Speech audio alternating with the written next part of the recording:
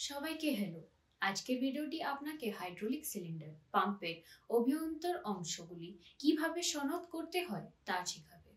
উদ্দেশ্য: এই ভিডিওর শেষে আপনি সক্ষম হবেন: ১. গিয়ার পাম্প ভেঙে দিন। ২. জীর্ণ হয়ে যাওয়া উপাদানটি প্রতিস্থাপন করুন এবং গিয়ার পাম্প পুনরায় একত্রিত করুন। ৩. সঠিক কাজ করার জন্য পাম্প পরীক্ষা করুন। হাইড্রোলিক পাম্প নিয়ে আলোচনা করা যাক। একটি হাইড্রোলিক পাম্প একটি ডিভাইস যা যান্ত্রিক শক্তি এবং গতিকে জলবাহী শক্তিতে রূপান্তর করে। অনেকগুলি বিভিন্ন উৎস পাম্পে যান্ত্রিক শক্তি সরবরাহ করে। এগুলি হল বৈদ্যুতিক মোটর, এয়ার মোটর, ইঞ্জিন এবং ম্যানুয়াল অপারেশন। পাম্পের শ্রেণীবিভাগ: পাম্পগুলিকে ও পজিটিভ বা ইতিবাচক স্থানচ্যুতি হিসাবে শ্রেণীবদ্ধ করা হয়। এটি পাম্পের মৌলিক বিভাজন বর্ণনা করে। অ-ইতিবাচক স্থানচ্যুত পাম্প: ১. অ-পজিটিভ ডিসপ্লেসমেন্ট টাইপ পাম্প ক্রমাগত স্রাব দেয়। ২. নন-ইতিবাচক স্থানচ্যুতি পাম্প স্লিপেজের বিরুদ্ধে ভালো সীলমোহর প্রদান করে না, যার ফলে সিস্টেমের চাপ পরিবর্তনের সাথে সাথে পাম্পের আউটপুট পরিবর্তিত হয়। ৩. প্রতিটি চক্রের সময় সরবরাহকৃত তরলের পরিমাণ সিস্টেমে প্রবাহের প্রতিরোধের উপর নির্ভর করবে। ৪. কেন্দ্রাতিক পাম্প হল ও পজিটিভ স্থানচ্যুতি পাম্প। ইতিবাচক স্থানচ্যুতি পাম্প: ১. একটি ইতিবাচক স্থানচ্যুতি পাম্প স্লিপেজের বিরুদ্ধে একটি ইতিবাচক অভ্যন্তরীণ সীল সরবরাহ করে। ২. এই ধরনের পাম্প অপারেশনের প্রতিটি চক্রের জন্য একটি নির্দিষ্ট পরিমাণ তরল সরবরাহ করতে পারে। ৩. একটি ইতিবাচক স্থানচ্যুতি পাম্পের আউটলেট বন্ধ করার ফলে তাৎক্ষণিক চাপ বৃদ্ধি পায়। চাপের এই বৃদ্ধি সরঞ্জামগুলিকে আটকাতে পারে না, উপাদানগুলি ভেঙে দিতে পারে। ৪. গিয়ার পাম্প একটি ইতিবাচক স্থানচ্যুতি পাম্পের উদাহরণ।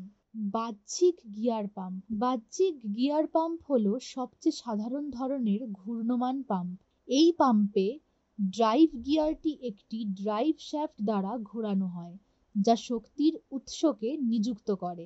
ইনলেট পোর্ট সরবরাহ লাইনের সাথে সংযুক্ত এবং আউটলেটটি চাপ লাইনের সাথে সংযুক্ত থাকে। গিয়ারগুলি ঘোরানোর সাথে সাথে খাঁড়িতে ক্ষেত্রফলের পরিমাণ বৃদ্ধি পায়। এর ফলে চাপ হ্রাস পায় এবং জলাধারের তরল পৃষ্ঠের উপর প্রবাহিত বায়ুমণ্ডলীয় চাপের ফলে তরলটিকে খাঁড়ি বন্দরে ঠেলে দেওয়া সম্ভব হয়।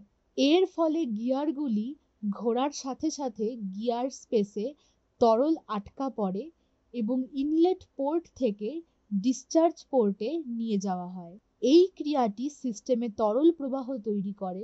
দাঁতের মধ্যে একটি ধাতব যোগাযোগ দ্বারা স্লিপেজের বিরুদ্ধে একটি শক্ত সীলমোহর সম্পন্ন করা যেতে পারে, যা পিছলে যাওয়ার বিরুদ্ধে সীলমোহর নিশ্চিত করে। বাহ্যিক পাম্পের গুরুত্বপূর্ণ পরামিতি: ১.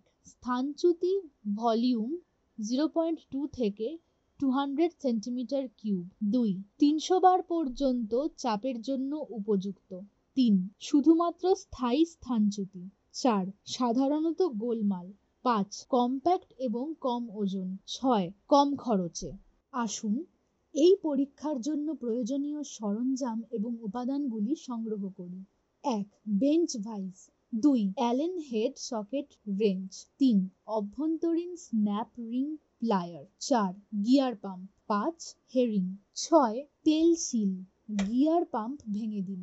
ধাপ ১. ফ্ল্যাঞ্জের দিক থেকে ইউনিটটিকে ক্ল্যাম্প করুন।